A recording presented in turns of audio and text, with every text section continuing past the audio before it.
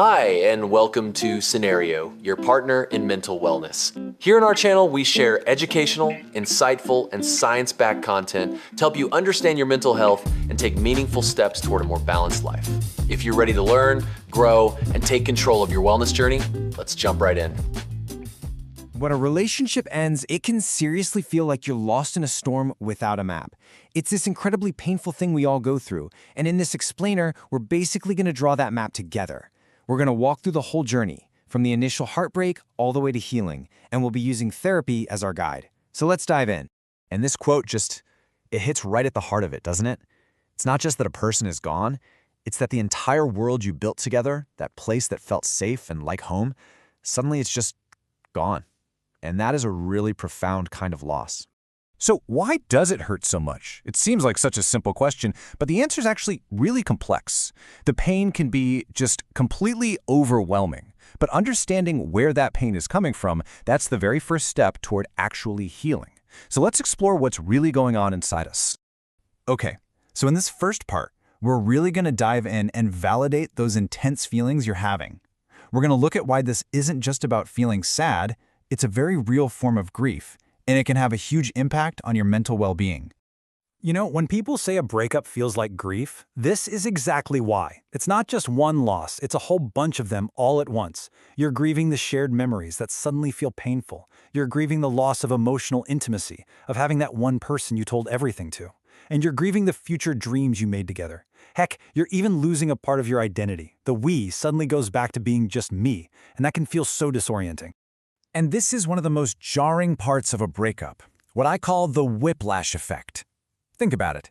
The very person who was your source of love, your safe place, is now the source of your deepest pain. That sudden flip is so unsettling, and it can shake your entire sense of security. And if you're looking at this chart and thinking, yep, that's me, I just want you to know you are so not alone. Breakups can seriously impact our mental health. This shows some of the most common effects, things like anxiety, depression, obsessive thoughts. These are all completely normal and valid responses to a major life trauma. It's not just a broken heart, it's a significant mental health event. So, when you're facing all of this, what do? Where do you even start? Well, that brings us right here, to the idea of finding structured professional support. This is where therapy can be an absolutely critical guide to help you find your way through the chaos and back onto solid ground. You know, your friends, they mean well. They really do. But how many times have you heard, oh, just get over it, or there are other fish in the sea? That advice, while well-intentioned, just doesn't work for a real emotional wound. A therapist, on the other hand, offers something totally different. It's a structured, neutral space with evidence-based techniques designed to guide you toward actual healing, not just distract. So what are we actually talking about when we say breakup therapy? It's this really focused kind of counseling that does two things at once. First, it's about getting you through the immediate crisis, the sleepless nights, the constant sadness, but it's also about planting the seeds for your future, for long-term growth, so you come out of this stronger than before. So, how does a therapist actually guide you? Well, it's not just about listening.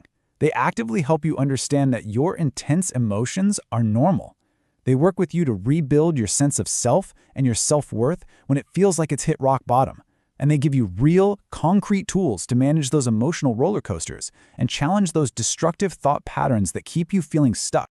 Okay, let's get super practical. This next part is all about the actual tools you learn in therapy. And these aren't just vague ideas. They're real strategies you can start using right away to get some control back and start healing. One of the biggest game changers in that toolkit is something called cognitive behavioral therapy, or CBT for short. At its heart, it's a pretty logical approach. It's based on the idea that our thoughts, feelings, and actions are all connected. So if we can change our negative thought patterns, we can change how we feel and what we do. It's incredibly effective for getting through a breakup. And it's not as complicated as it sounds. It's really a three-step process. First, you learn to catch that negative thought, like, I'm going to be alone forever. Then you challenge it. You ask yourself, wait a minute, is that really 100% true? What's the evidence? And finally, you consciously reframe it with something healthier and more realistic. Like, this hurts right now, but this feeling isn't forever, and I am capable of building a happy future. Okay, next up, another absolutely crucial tool for healing, setting boundaries. This can be one of the toughest things to do after a breakup, but honestly, it's non-negotiable if you want to protect your energy and give yourself the space you need to actually heal. So what does setting boundaries actually look like? It's not some vague idea. It's about taking real, concrete actions. It could mean going no contact for a period of time. It could mean muting or even blocking your ex on social media to stop yourself from checking up on them. It could even mean telling your friends, hey, I love you, but please don't give me any updates on them. It's all about creating a safe bubble for your recovery. All right, so we've got some tools in our back pocket. Now let's talk about the journey itself, the path of healing. It really helps to know that healing happens in phases. It can make all those chaotic feelings feel a little less, well, chaotic. You've probably heard of the stages of grief, right? Well, it's very similar for a breakup. You might start in shock or denial, where it just doesn't feel real. Then comes the intense pain and maybe some guilt. You might feel angry or find yourself bargaining, playing the what-if game over and over. A period of deep sadness or depression is really common too. But the destination, the goal, is always acceptance, and even better, rebuilding.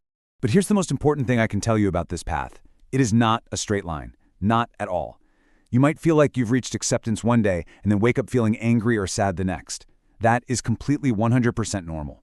Healing is messy. The key is to give yourself the grace to move back and forth as you need to. And that brings us to the final part of our journey today. And honestly, it's the most hopeful part, because the ultimate goal here isn't just about getting through the pain. It's not even about getting back to the person you were before. It's about using this experience as a launchpad for some serious personal growth. This is such a powerful way to think about it, isn't it? The destination isn't just getting back to normal, it's about the opportunity to build a stronger, more authentic version of yourself. The heartbreak is part of your story, but it leads to a new, more resilient you. Let's let this idea really sink in for a second. The pain you're feeling right now, as real and as intense as it doesn't define you. It's a chapter in your life for sure, but it's not the whole story. What defines you is what you do next, how you choose to heal, what you choose to learn, and how you choose to rebuild. That's where all your power is. So I want to leave you with a question to really think about. And I'm not talking about some huge, overwhelming task. What is one small, manageable step you can take today, right now, to begin rebuilding your life on your own terms? Maybe it's just writing down one negative thought. Maybe it's putting on a song that makes you feel good. Whatever it is, what's that one small step? Thank you for watching Cenario.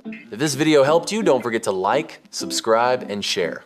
For personalized mental wellness supplements, visit Cenario.com. See you in the next one.